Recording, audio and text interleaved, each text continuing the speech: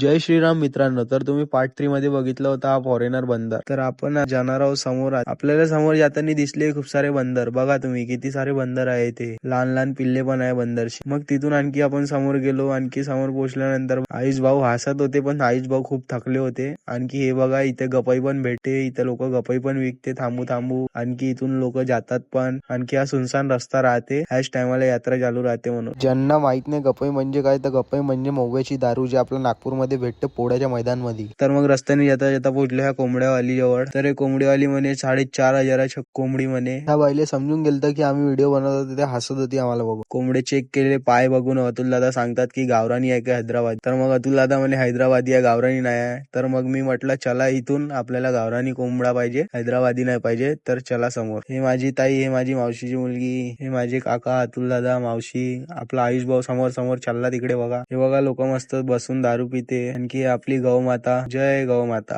तर तुम्ही बघू शकता खाली उतरल्यानंतर हा कोंबडा बाजार, ती मोठा कोंबडा बाजार आहे. आपल्या नागपूरमध्ये पण एवढा मोठा कोंबडा बाजार नाही राहत जेवढा इथे आहे. नाही इथे लोक नुसते कोंबडे पिल्ले खातात. तर मग आम्ही थोडस समोर गेल्यावर एका विहिरीपाशी थांबलो. त्या विहिरीचे पाणी इतकं गोड होतं. आणखी ते विहीर बघा तुम्ही किती छान आहे.